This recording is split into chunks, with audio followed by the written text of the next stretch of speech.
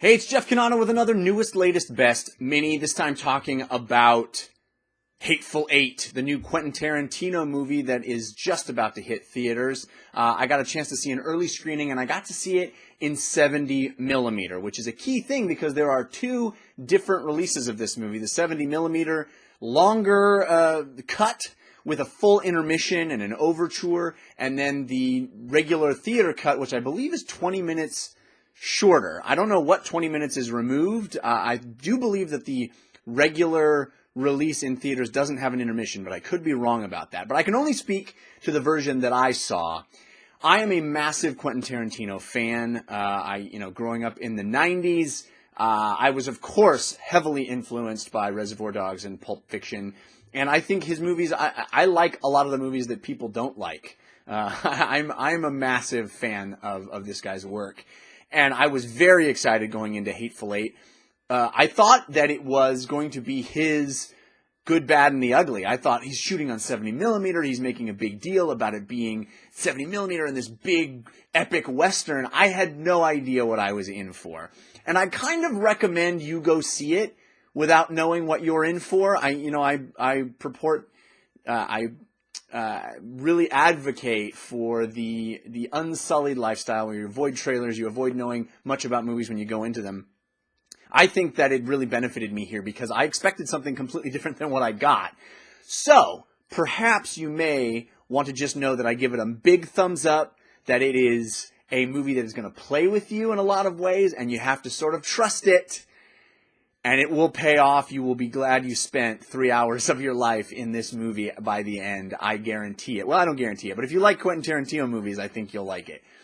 So if you want to stop there and save yourself, I'm not going to do spoilers. I never do spoilers on this channel, but I'm going to talk in a little more detail about what the premise of the movie is. And I think that is something I'm glad I didn't even know about, because here we go. This movie is not epic scale. It is very much small scale. It is a play.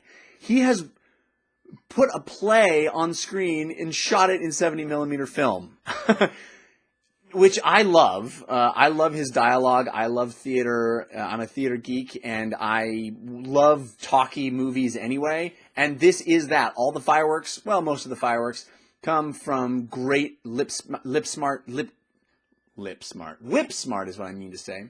Whip smart dialogue. Incredible electricity between these actors. Walton Goggins is awesome. You know I love Kurt Russell. If you listen to the Slash Filmcast, you know I love Kurt Russell. He's amazing. This is very much a play. It is a bottle episode as a movie. It is confining people to one place and just making them bounce off of one another and seeing what happens.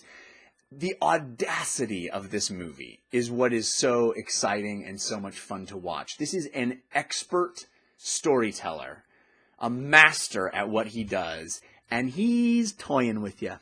He's playing with you.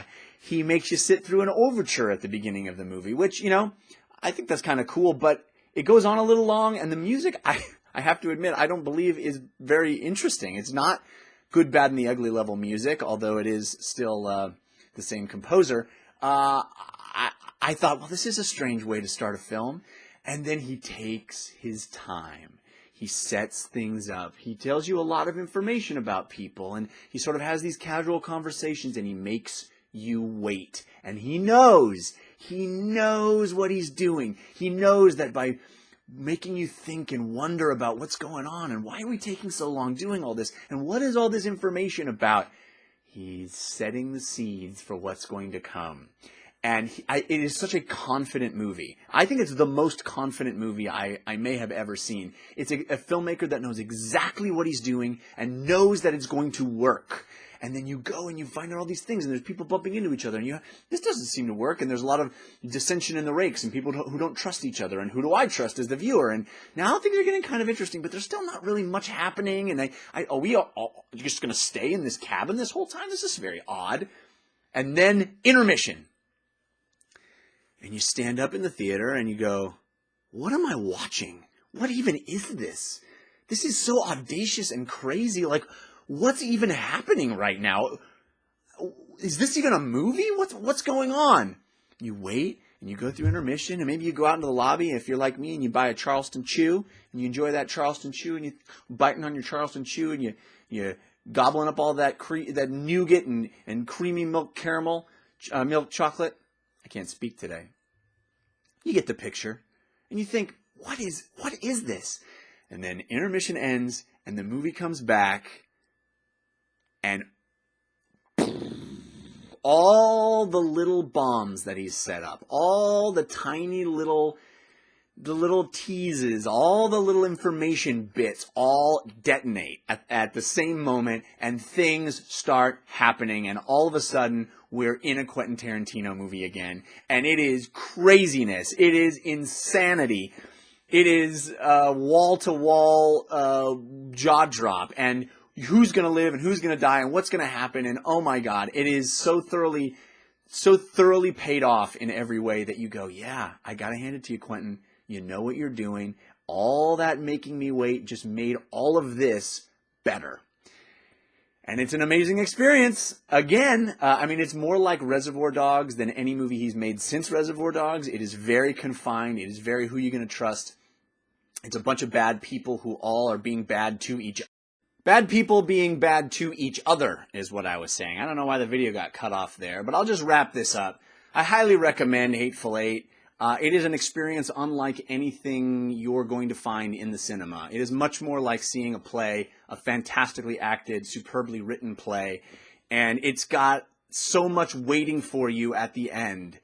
And I love the way it teases you along the way. This is a master storyteller at work. I'd love to hear what you think about it. Also, we will be talking about this movie with full spoilers on the /filmcast, so check out /film.com and go to /filmcast, or just go to /filmcast.com and you can subscribe to the show there. Thanks a lot for watching. You can also subscribe to this video channel. I'm always doing the spoiler-free versions. This is a safe place. If you subscribe and like us, we really appreciate it. Thanks so much for watching. See you next time.